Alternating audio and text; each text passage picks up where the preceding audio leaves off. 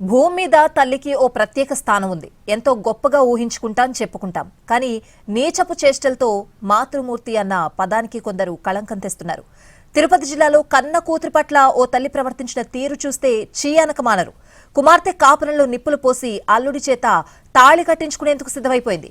ఆ విషయం బయటపడడంతో ఇరుగు పొరుగు చేతిలో చావు దెబ్బలు తినాల్సొచ్చింది.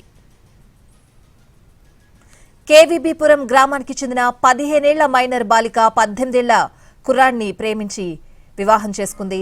ఆ తర్వాత ఆ బాలిక తన తల్లి భర్తతో పాటు ఒకే ఇంట్లో ఉంటోంది.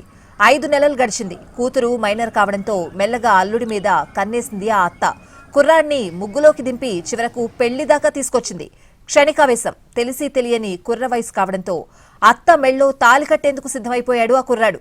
ఇంట్లోనే పెళ్లి తంతు కానిచ్చేస్తూ ఉండగా బాలిక అడ్డుకుంది. దీంతో రోకలి బండతో తల్లి భర్త ఆమెపై దాడి చేశారు. వెంటనే గట్టిగా కేకలు వేసేసరికి ఇరుగు పొరుగు వచ్చి బాలికను కాపాడి హాస్పిటల్కి తరలించారు. ఇలాంటి నీతిమాలిన పనికి సిద్ధపడ్డ అత్త అల్లుణ్ణి ఫుల్లుగా కుమ్మి వదిలిపెట్టారు. ఈ వ్యవహారం పోలీస్ స్టేషన్ దాకా వెళ్లింది.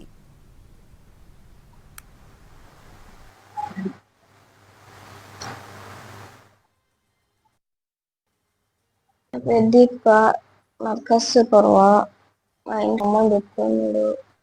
నేను అడిగిన నిన్నేసి కొట్టినాడు.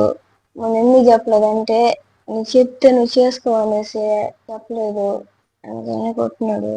మా ఇంట్లో ఒకటే కొట్టినాడు. మా ఇంట్లో వచ్చి మా అమ్మని పెట్టుకున్నాడు. తెలిసిన కాబట్టి అడిగినాననేసి కొట్టినాడు. మా ఇంట్లో వచ్చి మా అమ్మని తెలియజేసుకోవాలనేసి మా ఇంట్లో నువ్వు ఎందుకు అని కొట్టినావు అంటే మీ అమ్మ నన్ను తెలియజేసుకోవాలి. మా వదిన ఇప్పుడు చేయిపోయింది. మా వదిన మనం కొట్టినారు. పుత్తూరు పోయేసి వాళ్ళ అమ్మ వాళ్ళ ఇంటికి పోయింది. వాళ్ళు వచ్చే వాళ్ళు పోలీస్ స్టేషన్. మా అమ్మ అడ్రాలు సార్ గుమ్మం చూస్తాను.